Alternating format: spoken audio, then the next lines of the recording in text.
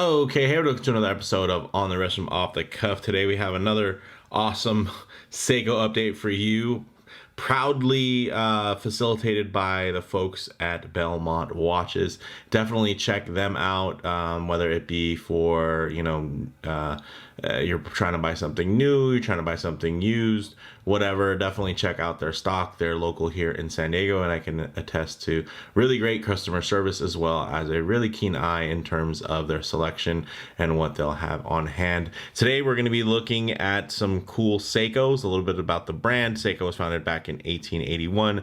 They are Japanese in origin and now have factories throughout Asia. They cover all market segments from entry level to high end. And in terms of the type of watch, these are all dive watches. Some key common characteristics in design language. When you're looking for a diver, you're going to want something that has water resistance, typically through some type of screw down crown. You're going to want something that's tough, legible, with a dive time bezel, and a diver's extension is always nice if on bracelet. What you see before you are the Seiko Prospex models SPB349, SPB351, and the SPB353. So in that order, the light green, the light blue, and the teal. Here we have the teal centered. These are all US special editions, and the kind of Seiko, when they made these, they really just wanted to express the beauty and mystery encountered by the intrepid explorers of undersea caves.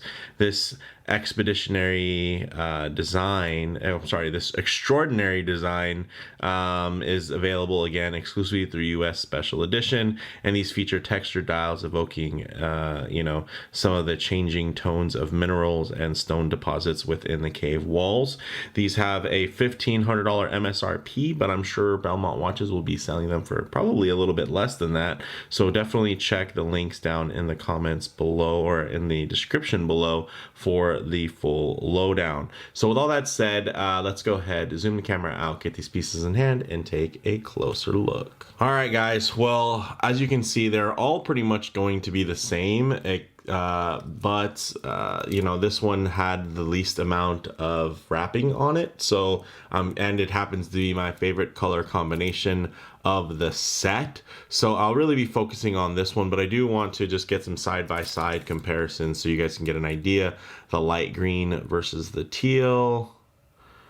As you can see, light green versus light blue. These are actually really reminiscent of a more recent Grand Seiko release that actually had kind of a similar light blue, light green, and then a teal variation, which just kind of sits in between the blue and the green. And then, oh, there we go with the focus. So for me, this teal is just such a cool color. Don't get me wrong. This frosty blue is, I mean, come on. That's a great looking piece. And the green, of course, greens are very much in vogue in terms of what people want, very desirable. But for me, this teal colorway that kind of is a sweet spot between blue and green is just something special that really does it for me. So we're going to focus on this one. This one would be the SPB353 in the teal colorway. A little bit about getting into those specs. It's 43.5 millimeters in diameter, 13 millimeters thick, not counting the extra height from that Cyclops that you see there, the little date magnifier. 50.9 millimeters lug to lug. It's full titanium with brushed and polished accents. You guys can see these watches are really known as the Shogun, so kind of a big deal, honestly. Like if you look at reviews for the daddy of this watch back with the 6R15 movement, I mean, some would argue that that was probably the best Seiko diver for a long time, and even there's reviews out there where some say that it's competitive to a Rolex sub. So that is something to, and I mean, gosh, the design language, this thing screams Seiko, but almost like screams Grand Seiko. Look at just the finishing. Look at the hairline brushing, the transition, the fine bevel, the scallops on this bezel. Ooh. Normally titanium bezel action can be a bit light and hollow. This is definitely on the lighter side, but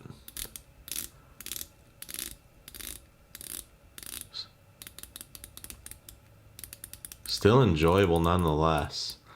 So very nice. You can see things line up, which is always a factor with Seiko. We always want to make sure that things line up. We do have a screw down crown as well. Of course, from a dive watch, you can see the beautiful high polished bevels, all brushed with the polished sides here. All quite familiar.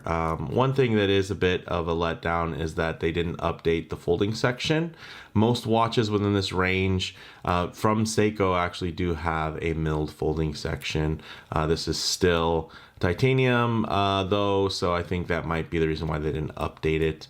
They decided to kind of keep the all titanium construction versus making it milled like they did for the steel clasp. And it still has the little diver's extension here, which is pretty simple. You just pop that up and then you oh, well, you know what, it might be with the sticker there. It might just be a little bit harder to unclip. Oh, there we go. So as you can see, pretty standard stamped affair there for the diver's extension, but very nice. And you can see that with everything clipped down, everything is nice and tidy from a kind of flow perspective. The coating on here, titanium. So it's full titanium, but it also does have that super hard coating, which does help in terms of surface wear. Gosh, that dial is pretty. Look at that.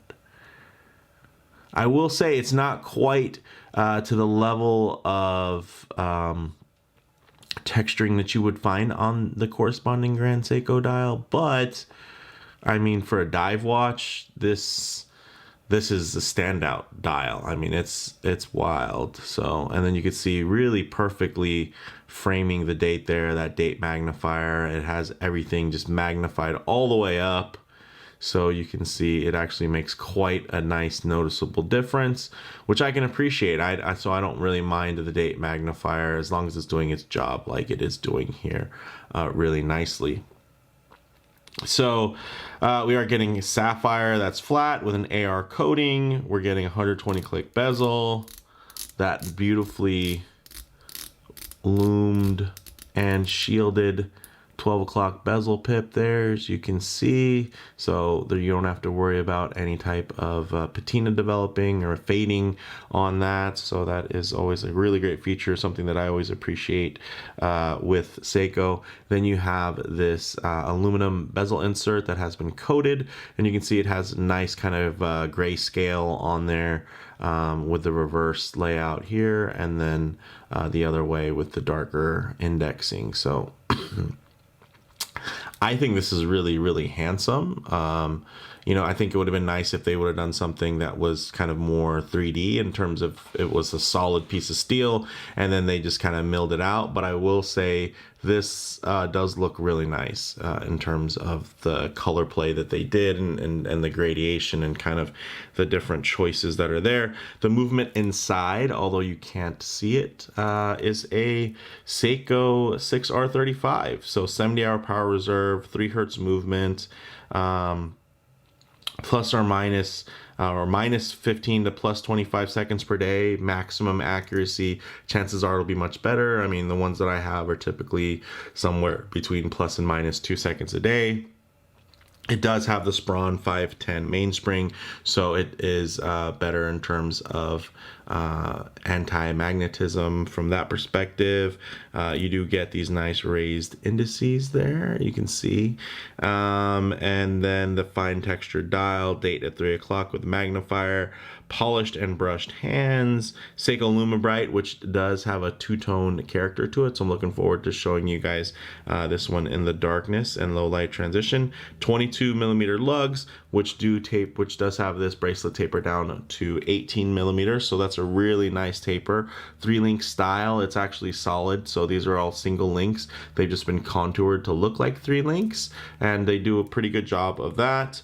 Pin and collar connecting system, solid end links and links, as you can see. And then of course we do have the pressed clasp and divers extension. So with all that said, let's actually get this piece on wrist and see how it wears.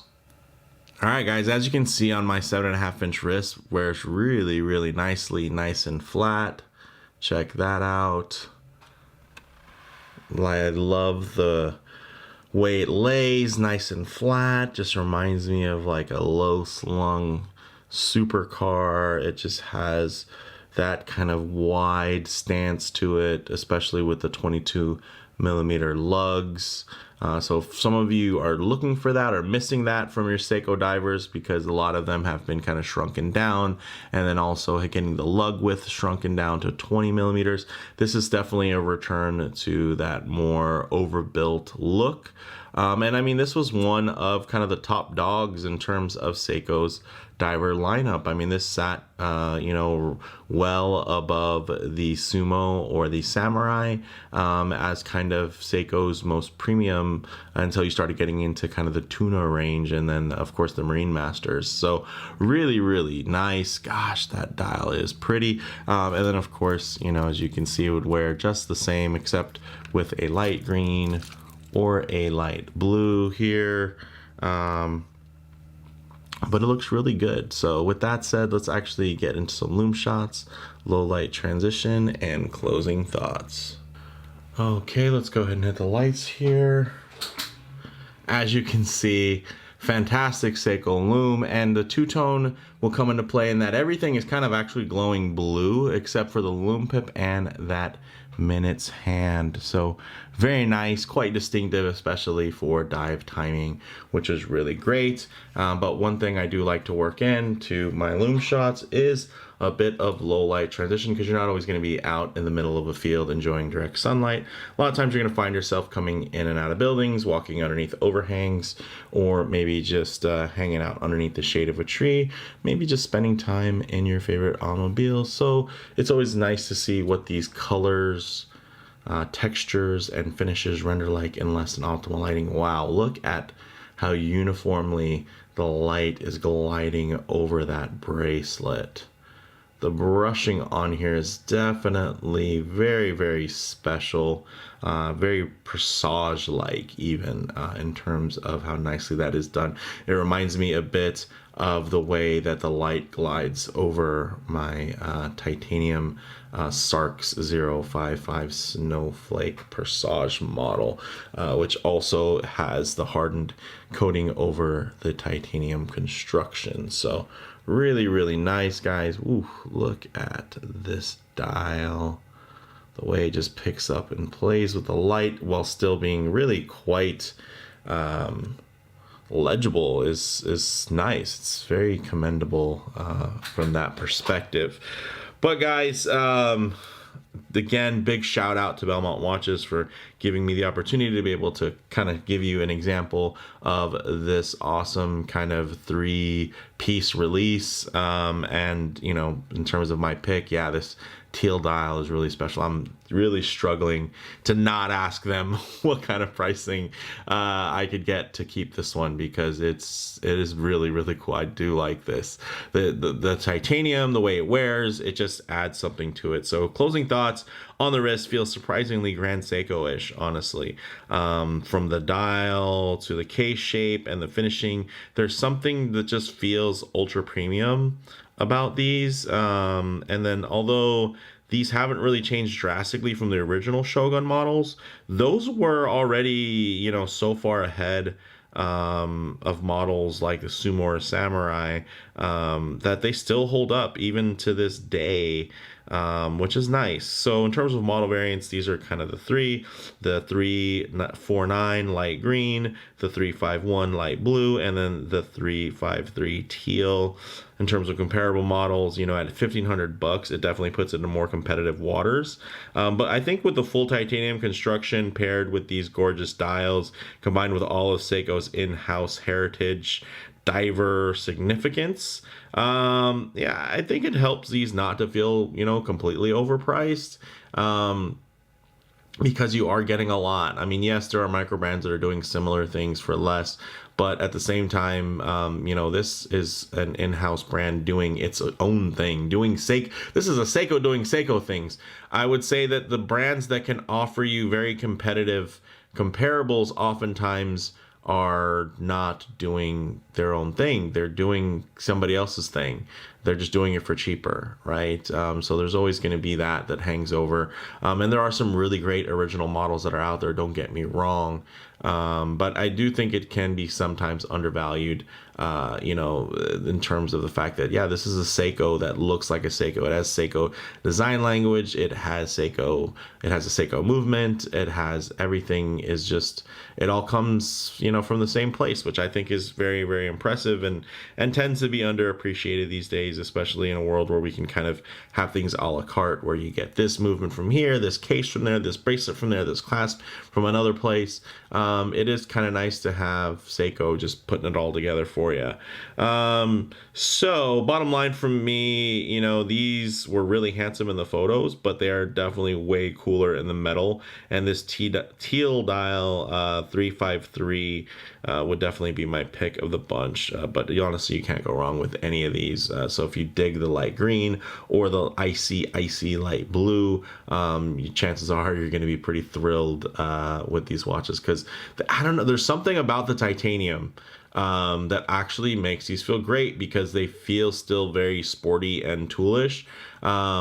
But then you combine that with this dial, and then they just have this kind of air of specialness to them. So with that said, let me know what you guys think in the comments below. If you like the video, please do a like. And if you have any, please do hit subscribe for more content just like this. Thanks, guys.